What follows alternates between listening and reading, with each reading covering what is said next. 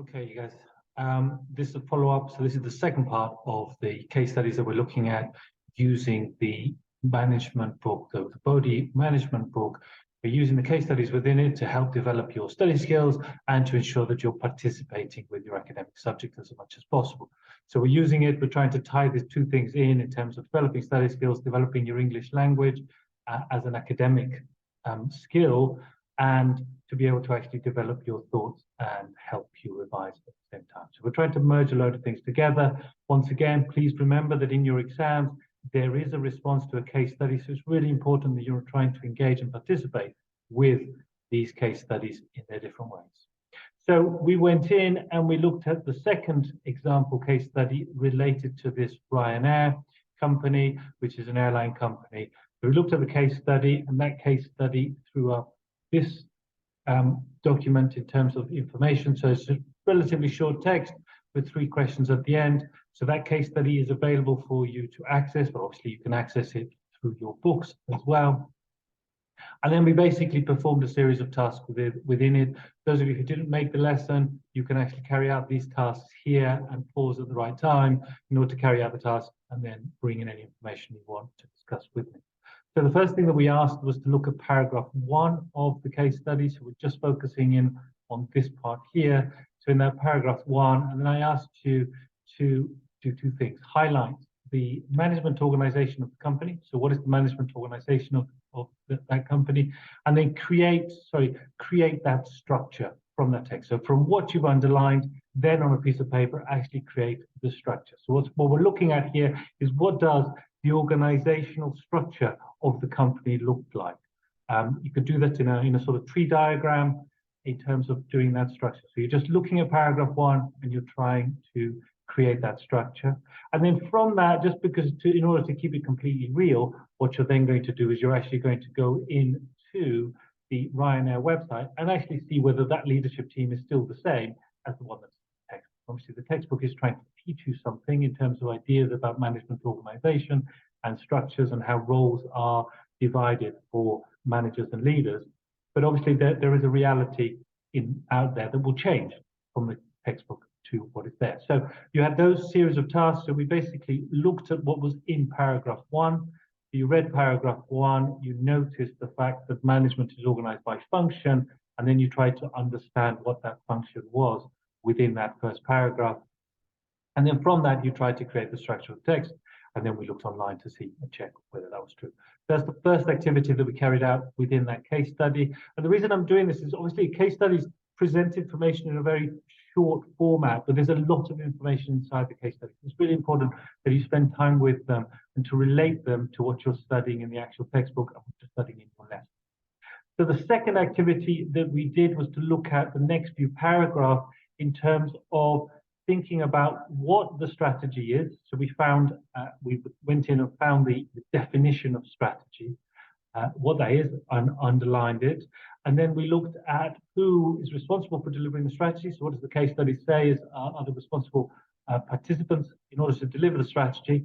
And then what other task is extremely important in addition to strategy? So what is the other task that these people are responsible, or that the company is responsible or sees itself as responsible for delivering, in addition to the strategy or linked to the strategy within the case study? And then from that, this other task that you identified, we then underlined examples of the task.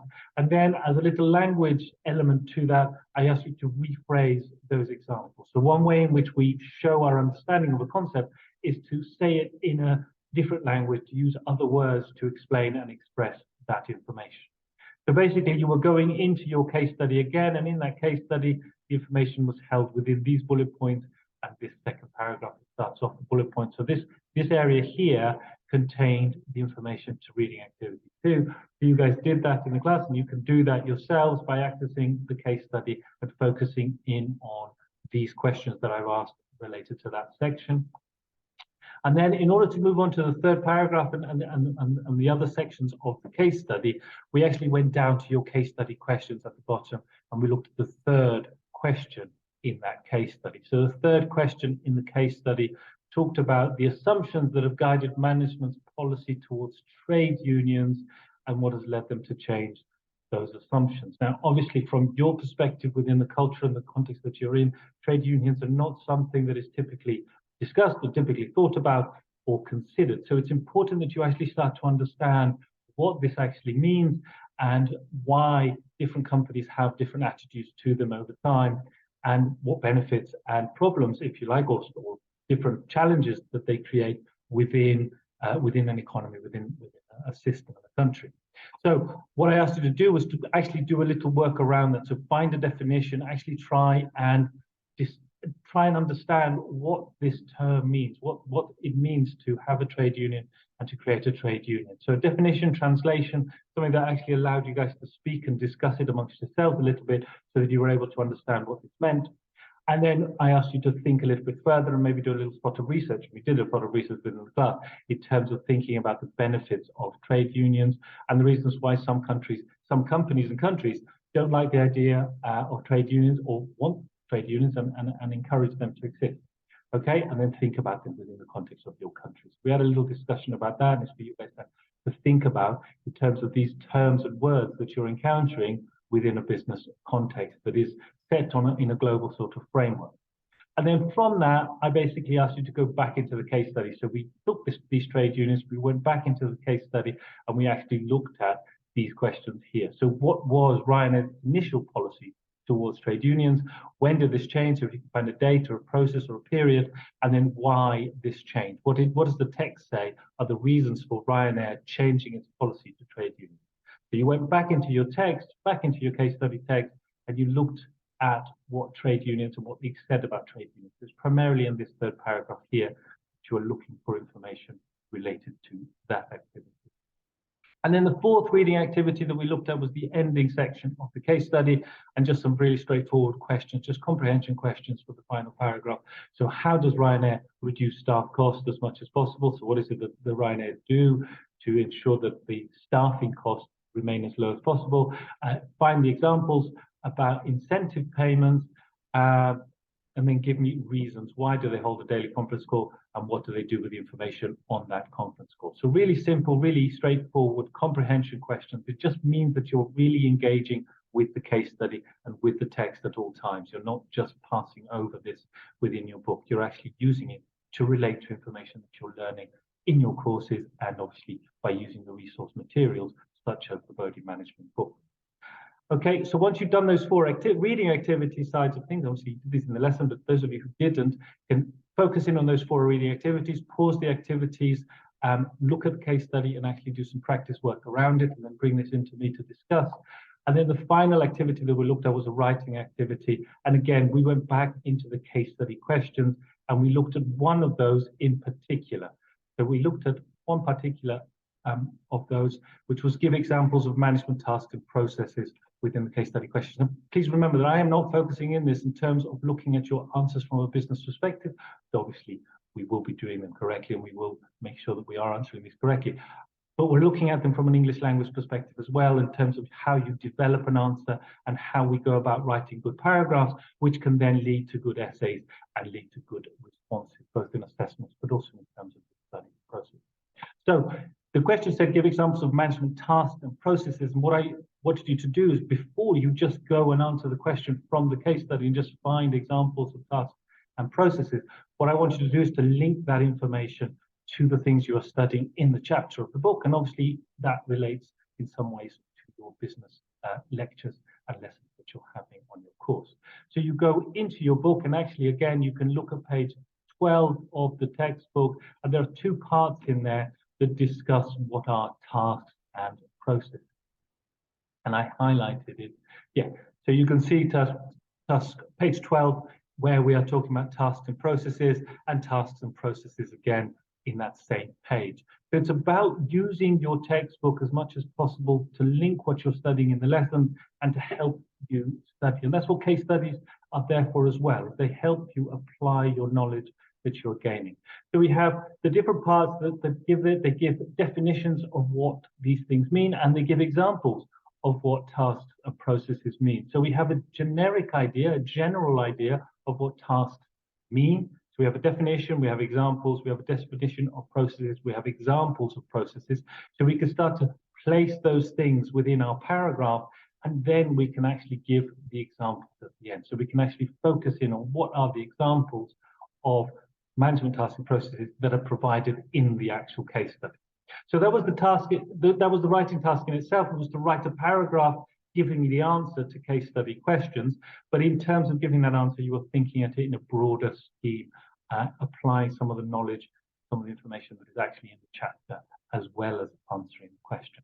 And this is basically what your assessment answers would end up looking like. But it's also about developing your ability to respond and take notes within your books as you develop your study skills. So those were the activities we did: 4 reading tasks, 1 writing task within our study skills hour that we had. And linked to that, then what I want to do now is allow you guys to pause this at this moment in time if you haven't already done this, so you can do the activities and start practicing these things. If you have done them or you've done the activities already, then the next set of this brief recording and the slides applies. So if we go back into your text, once you pause this, if you haven't done it, otherwise we'll carry on.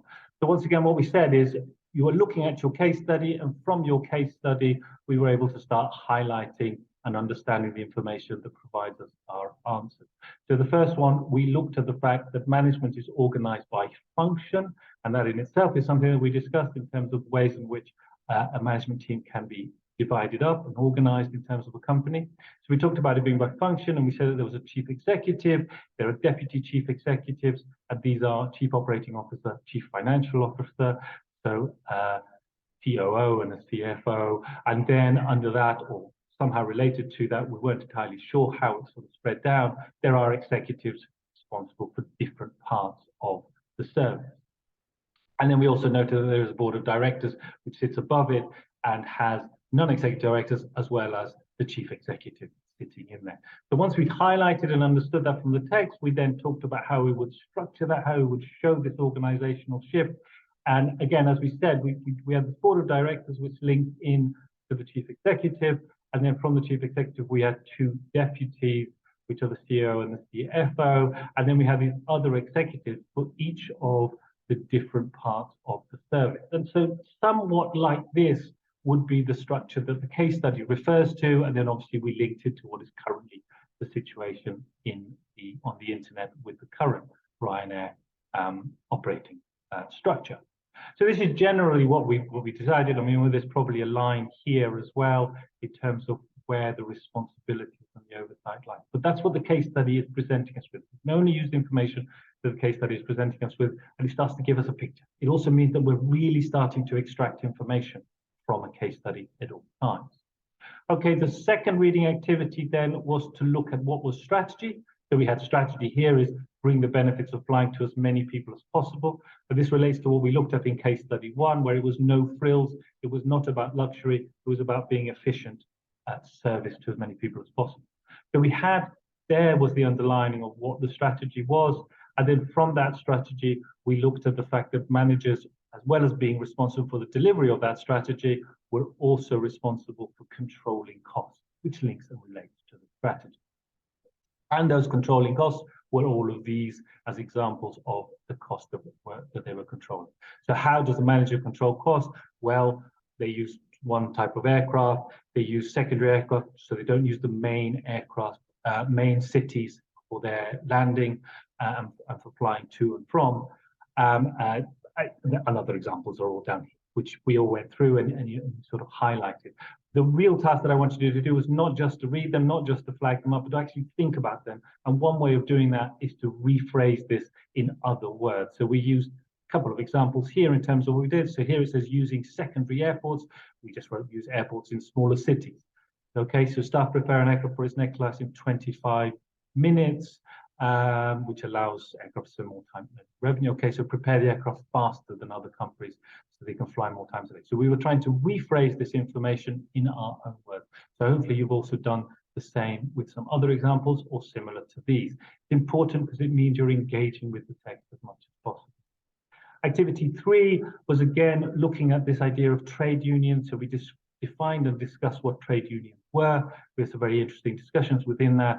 And then we sort of answered the questions in terms of what led them to need to change their policies. So they had some issues with the shortage of airline pilots, with a scheduling system that existed, and obviously with the pressure from the airline pilots within the British Airline Pilots Association was putting pressure on them. So those were some of the reasons for their changing. And then we have the date when they changed the policies. 2018, they actually went about changing the policy. So that gives us a sort of overview of what trade unions were or meant to Ryanair, but also it gives you an understanding of what trade unions are, and it's maybe a topic of focus which you might want to spend some more time thinking about. And then the next activity was looking at staff costs. So that final sort of section of just simple, straightforward answers. So there were your 3 questions answered in this way, the 4 questions, sorry, that I put forward. So the first one was how do they reduce costs? And then you have productivity-based incentive payments. And then they were looking at bonuses for cabin staff. Pilots were given bonus depending on how many hours they flew. So we had different ways that they incentivized, that they made people work harder.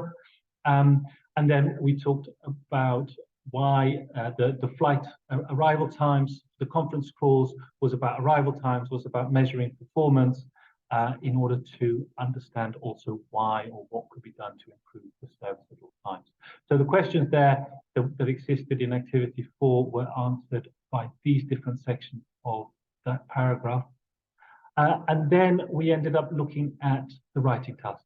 So the writing task, as I said, was all about focusing in on the information that you had, how you found this information within your book. So page 12 in particular had information about what a task was, gave examples of a task, had examples and definition of what processes were, and then you went into the text itself to find those tasks and those processes.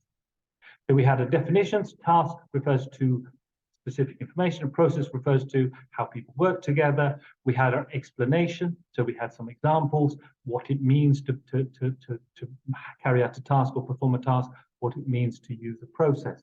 So we're thinking about our definition of our terms, we're thinking about explaining those terms and providing examples, and then we found in the text specific examples that exist in the text.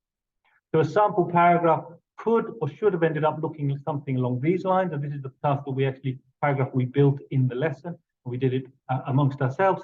Obviously, if you haven't done it, hopefully you've written your own or something similar, or you're starting to think about what a paragraph needs to look at.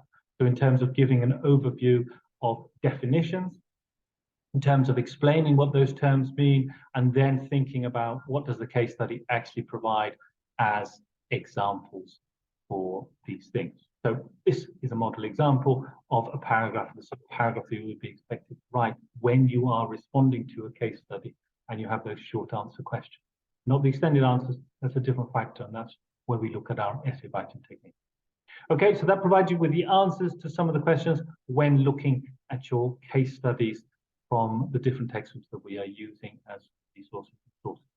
The usefulness of case studies, as I keep saying, it allows you to review the topics and the concepts that you're covering in your lessons. It means that you are starting to use some of the additional sources that support your lessons, and it starts to develop your academic English skills in order to be able to work with providing clear definitions, writing paragraphs and structuring your paragraphs in order to lead towards where we're going with our essay writing on your other courses, your English language courses being taught by others. Okay, so that's your stuff. Thank you very much and good luck with it. Bring me any responses as you need. Thank you.